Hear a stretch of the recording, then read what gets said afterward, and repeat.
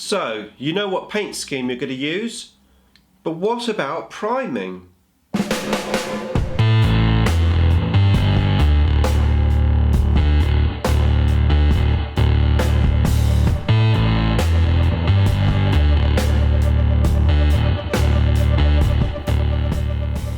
Nick speaking, and welcome to this video. Right, time for another back to basics video for you.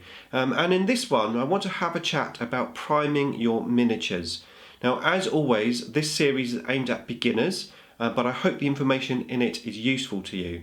Now, priming is a very important part of the painting process, so let's have a chat about it. Okay, so let's talk about priming. So I am going to be talking about using spray cans rather than an airbrush. I think that's generally where we all start priming our models. And as you can see, I've already primed the model that I previously built in this series of videos. Now, I do have some footage of me priming this model, which I'll put at the end of the video. So why do you prime your models? Well, you prime your models basically because if you don't prime them, it's very hard to get that paint to adhere to the plastic when you're painting your miniatures.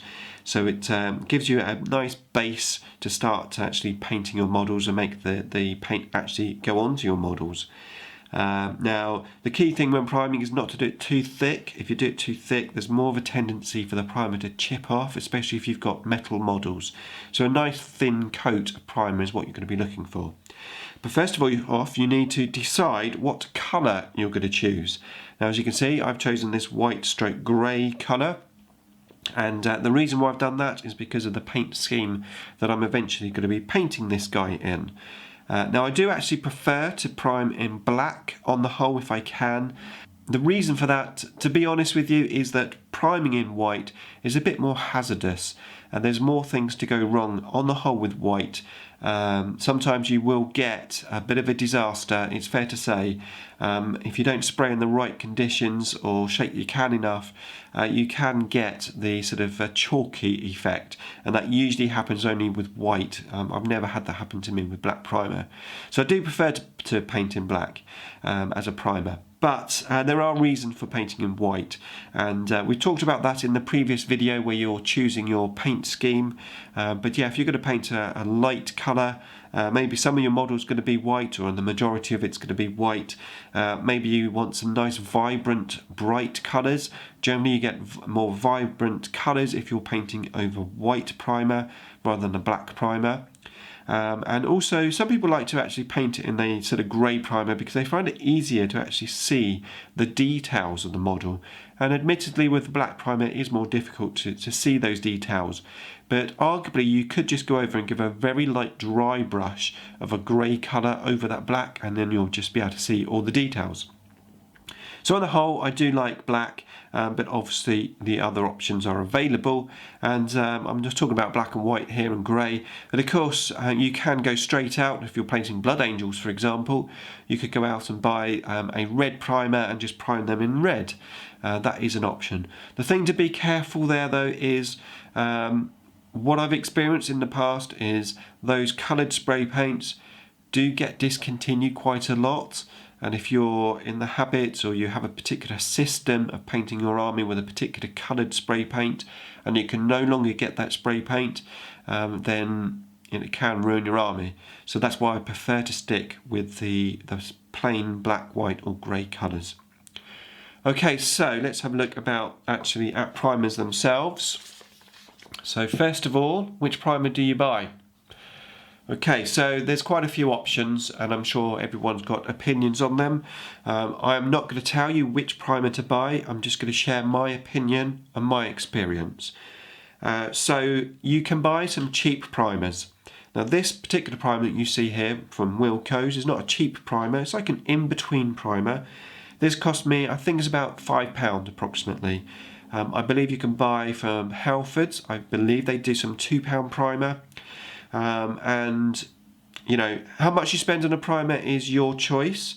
I've got this cheaper primer here, but I don't actually use this for my models. I only use this for terrain, and I do use it for my resin bases and my Space Wolves army, where I want a like a grey primer. and it works fine for that. But personally, I've spent a lot of money on my models.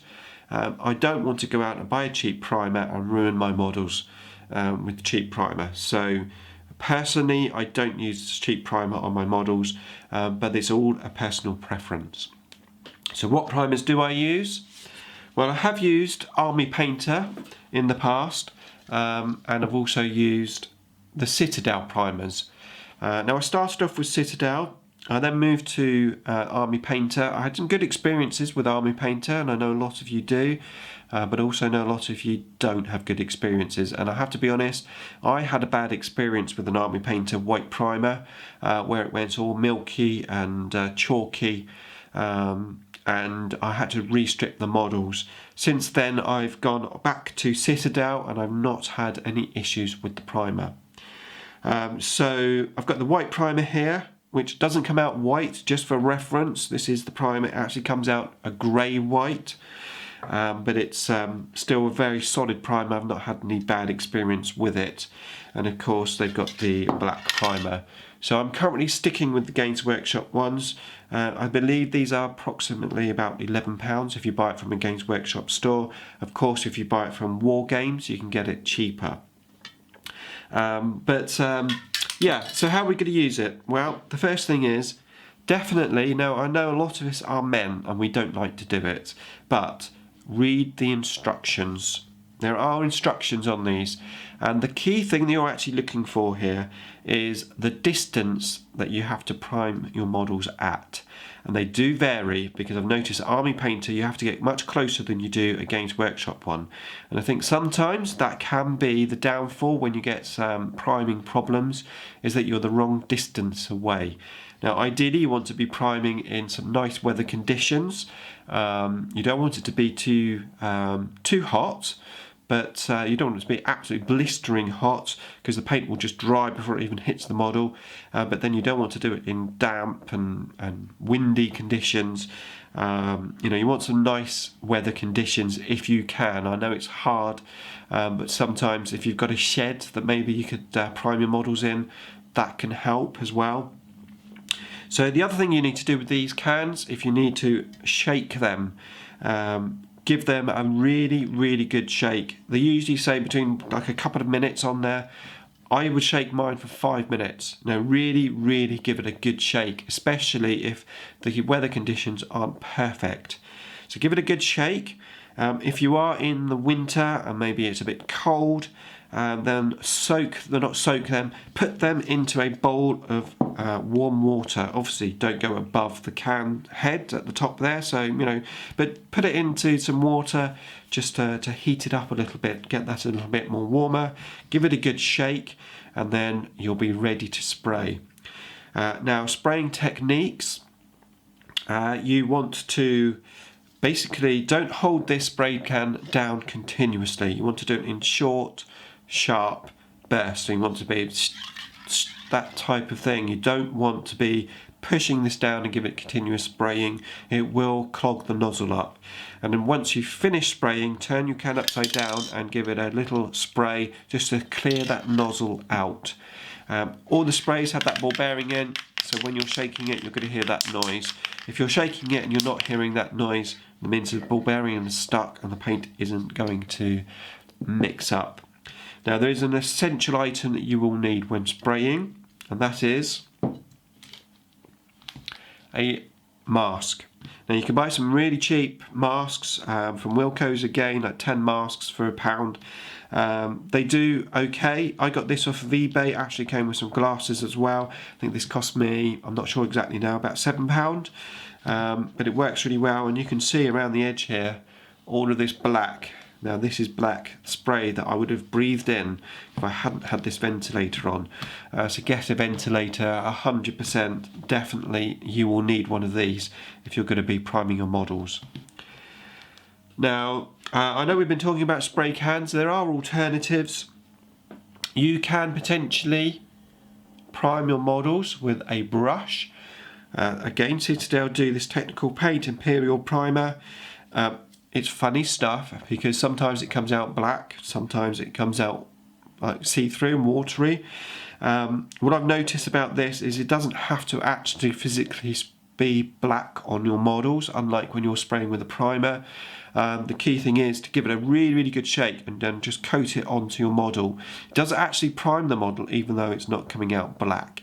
I very rarely use this, so it's quite nice if you're doing maybe a touch-up paint job, or maybe you've sprayed your model white and then there's an area on it that you want to have black. You may find you could just go in with this black primer first before you actually paint it black. A possibility. But there are alternatives, and to be fair, I've got limited usage of primers. I use what I use and what I'm happy with. I know there's many different alternatives. I'm sure Vallejo do a primer, which I've never used, but I'm just giving you my experience, just sharing my experience. Okay, so I think that's it for primers. What I'm going to do now is switch over to some video clips of me actually priming up this model and also the bits which I've got all in this box ready for painting.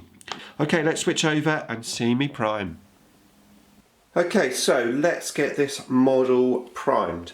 So what I've got in front of me is just an old board which I prime most of my models on. It's got probably hundreds of coats of paint. But yeah, basically there's a couple of ways of doing this. Ideally, if you can mount your model in a position where you can spray all around the model in one go, that's obviously really useful. And indeed, I have a video in the archives where I show you how to mount these pinned models to do such a thing. But when you've got lots of little small parts, in this situation that I'm in at the moment, basically I'm just going to lay them on the board, prime one side, then I'm going to wait for that to dry, I'm going to turn them over and then I'm going to prime the other side. Now, one thing to note when you're doing that with these very small parts is that they will fly away when the primer sort of beam hits it. So what I've done is I've stuck these down with a tiny bit of blue tack so they're not going to move when I start actually spraying them. Right, so what I'm going to do now is I'm going to go outside. I've laid down the cloth on the ground. I'm going to video through the window so that, because obviously I don't want the spray to actually go on the camera and the lens and stuff. So hopefully you'll see roughly what I'm doing. So I'm going to do that now and yeah, let you have a look.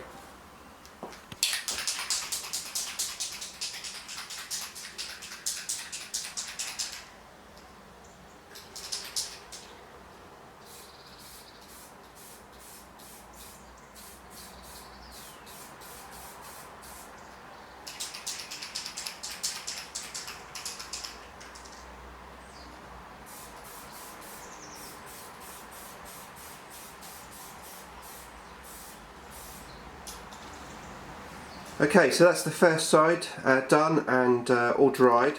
So I'm just going to turn these over. As I said, these are blue tack, so I'm just going to take it off of the blue tack and then just pop it back onto the blue tack, but the other way round. So I'm just going to turn them all over and then I'm going to spray the other side.